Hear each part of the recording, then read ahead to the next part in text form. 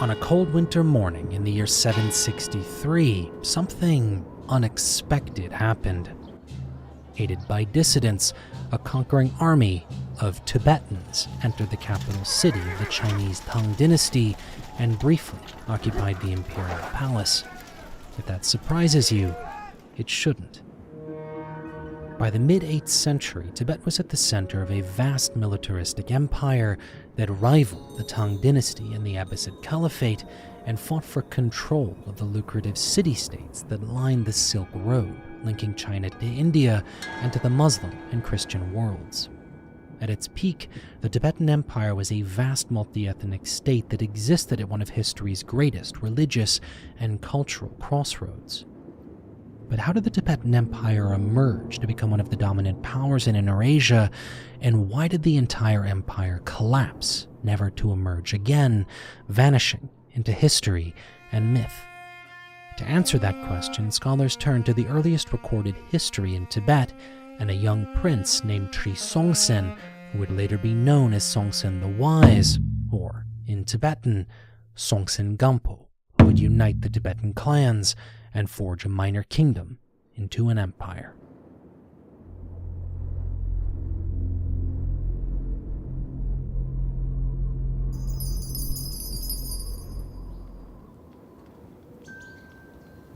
The earliest recorded Tibetan history begins along the banks of the Yarlung River in central Tibet, where in the first decade of the 7th century, according to the Old Tibetan Chronicle, the Prince Tri Songtsen's father had built a small but fractious kingdom by conquering the lands of his northern rival in a series of military campaigns.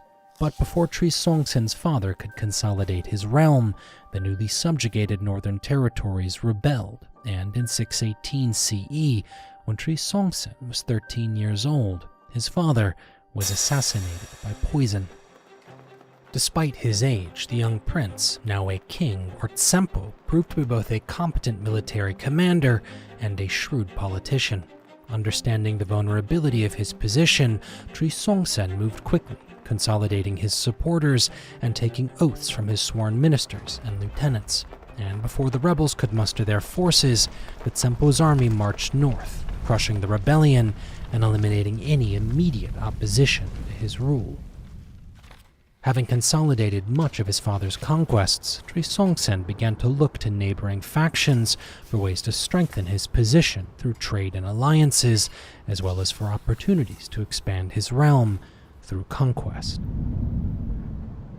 The early territories of Tri Songtsen's kingdom were situated in a natural strategic location. The Yarlung and Kichu River valleys provided a rich agricultural base, as well as a strong defensive position that had been fortified with a network of mountain fortresses. To the northeast were the Sumpa, a semi-nomadic tribal confederation that had previously rebelled against Tri Songtsen's father and posed a potential threat to his rule. To the southwest, Tri Songtsen's territories were bordered by the wealthy Lichavi Kingdom of Nepal, which controlled an essential trade route between India and the Tibetan Plateau. To the west were the vast realms of the Kingdom of Shangshung, ruled by the enigmatic king Ligmin Cha.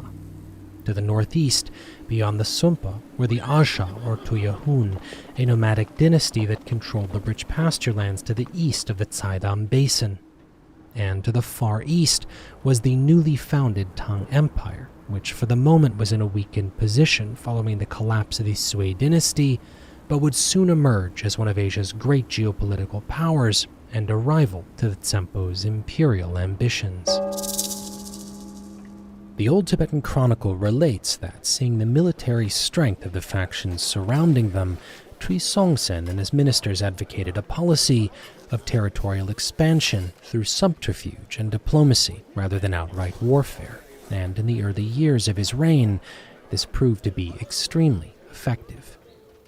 First, fearing a conflict with the Sumpa, Tri Songtsen parleyed with their leaders, offering a trade agreement in which he provided additional herdsmen and soldiers to protect their flocks. Over time, this deepened into an asymmetrical military alliance, and as Tri Songtsen's power and influence grew, the Sumpa, having become dependent on his protection, were easily confederated, providing the Tsempo with rich grazing lands and livestock. expanding his military capabilities. At the same time, Tri Songtsen looked west and set his eyes on the kingdom of Shangshung. Rather than directly confront his more powerful Western rival, Tri Songtsen again chose a diplomatic approach in negotiating with Ligmincha, the king of Shangshung. As was common practice, in return for a political alliance, the Tsempo offered his sister, the Princess Semakar, in marriage to Ligmincha, but all was not as it seemed. According to the old Tibetan chronicle, Semakar, now a queen of Shangshung, quickly became unhappy in her marriage and conspired to overthrow the Western Tibetan kingdom.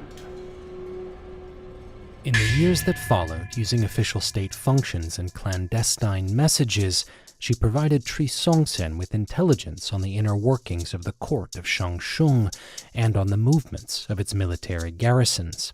And as diplomatic relations between central and western Tibet worsened, an opportunity suddenly presented itself. The king of Shangshung planned to travel to western Sumpa, perhaps to survey ancestral lands, or conceivably to foment rebellion among the central Tibetan clans. But the road to Sumpa was treacherous and crossed through territories loyal to the Tsempo, and having received advanced knowledge of the marching orders of Ligmincha's military escort, Tri Songtsen prepared a trap. Deploying units of his best archers hidden in cover across the steep slopes of a mountain pass, Tri Songtsen's forces successfully ambushed Ligmincha, killing the king and routing his military escort.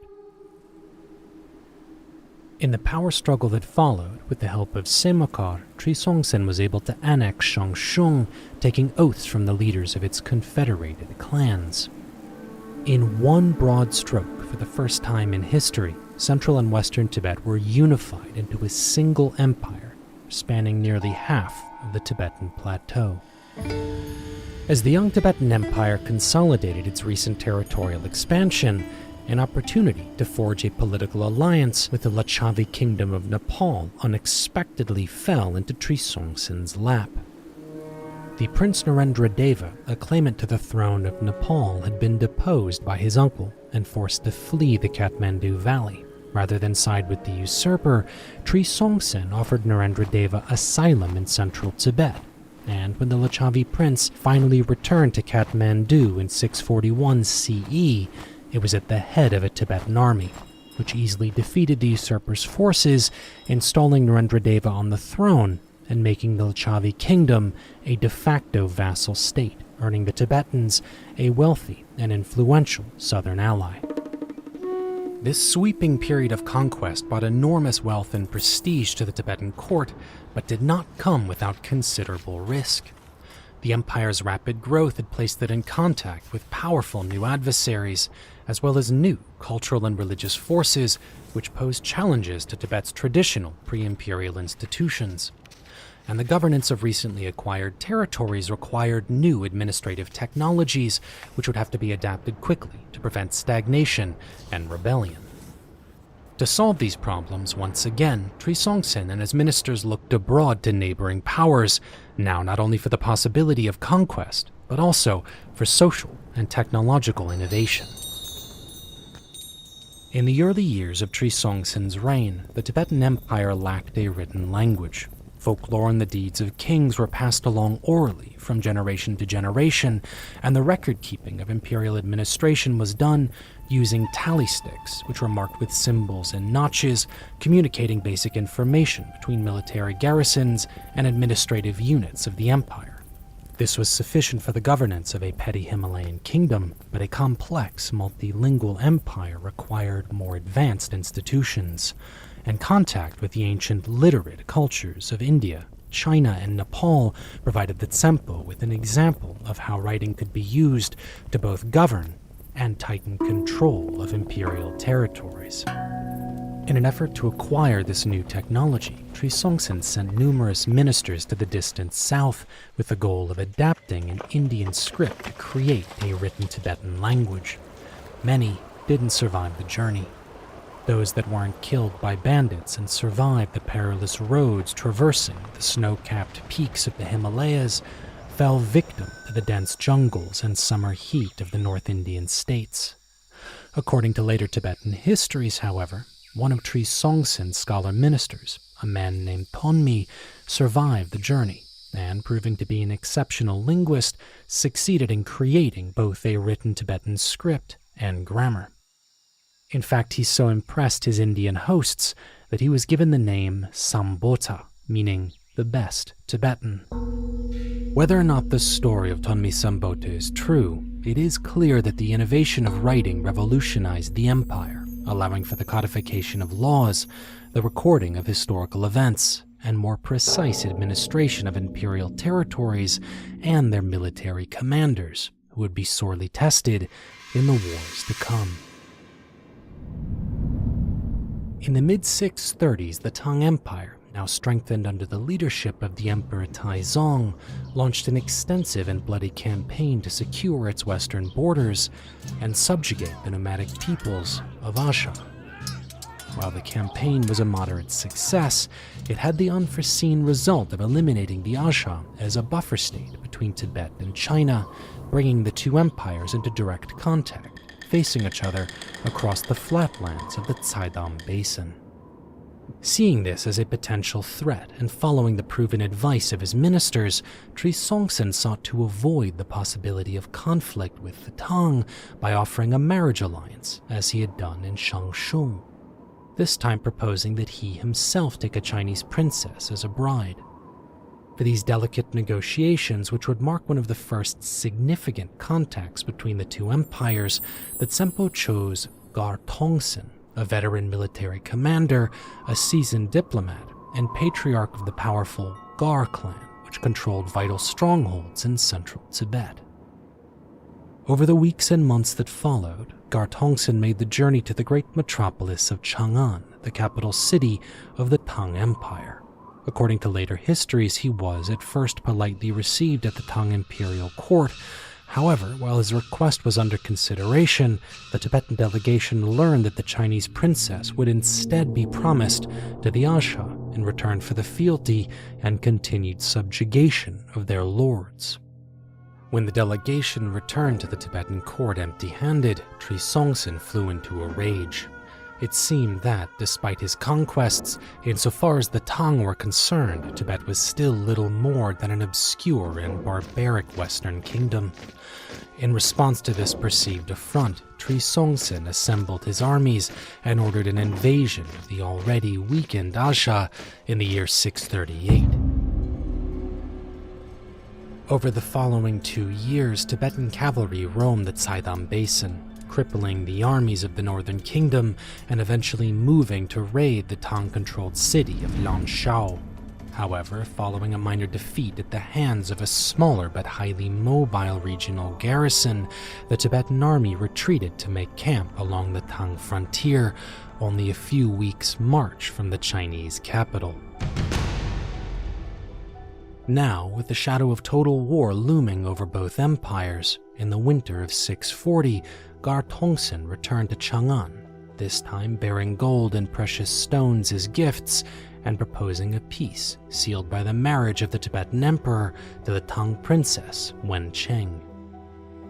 Following a period of deliberation, the Emperor Taizong agreed to the Tibetan terms, forging a peace that would last for nearly a decade. The princess, returning with the Tibetan delegation, famously traveled with a small army of attendants and advisors, as well as a library of Buddhist texts and a golden statue of the Buddha known as the Jowo Rinpoche, which still exists in Tibet to this day.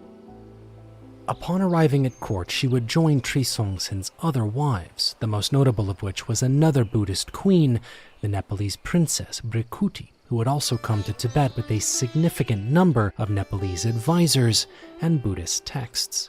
In addition to foreign dignitaries and traders from distant lands, the presence of the Nepalese and Chinese delegations had a transformative effect on the Tsempo's court, introducing the aristocracy to the literary traditions of India and China, as well as new philosophies and theories of state, and, more than anything else, spreading Buddhist beliefs among the educated elite.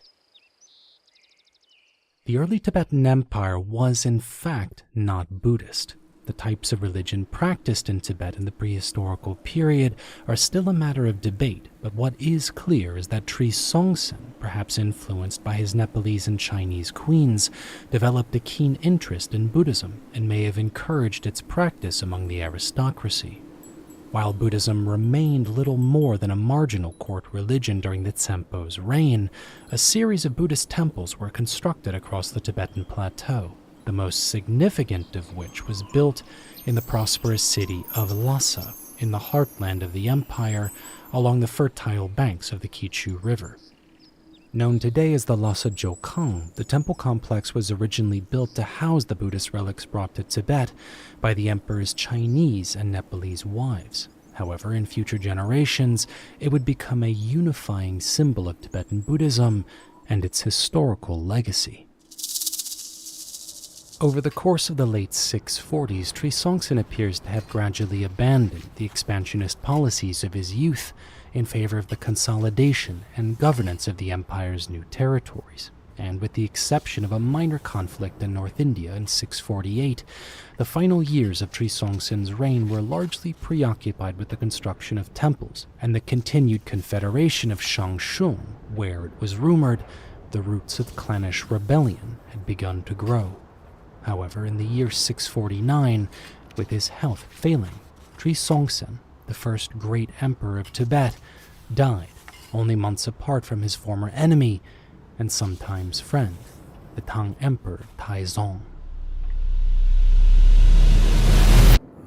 Long before recorded history, in the time of myth and legend, it said that the ancient kings of Tibet had descended from the sky and were connected to the heavens by a radiant cord of pure light called Mutak. For centuries, when the god kings died, their earthly bodies ascended along these cords, leaving nothing behind aside from songs of their great deeds, and peace abided. However, the cruel and violent king Drigong Tsempo, his chest puffed out with pride, was deceived into severing his Mutak. With a single swing of his sword, he made himself and his descendants mortal.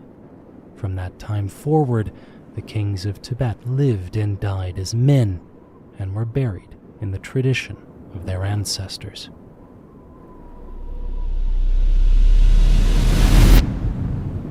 Tree Songtsen's body was carried across the Yarlung River Valley in a vast funeral procession to eventually be buried in the Valley of the Kings.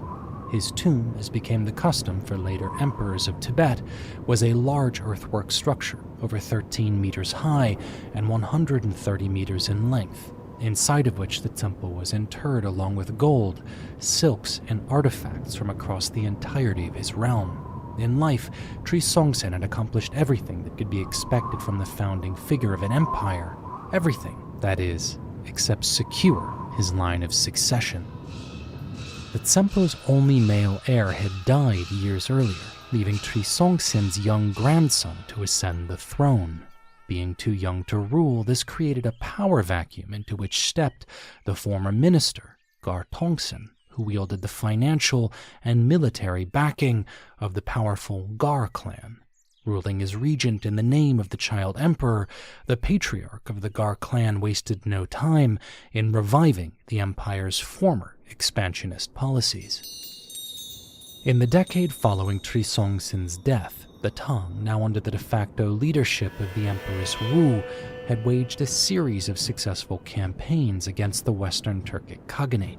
They had captured the ancient walled fortresses of Kashgar and Khotan and seized vast stretches of land to the west. This gave the Tang dynasty complete control of the lucrative northern Silk roads, but their recent conquests were far from the heartland of the empire and difficult to reinforce, making them vulnerable to a potential attack.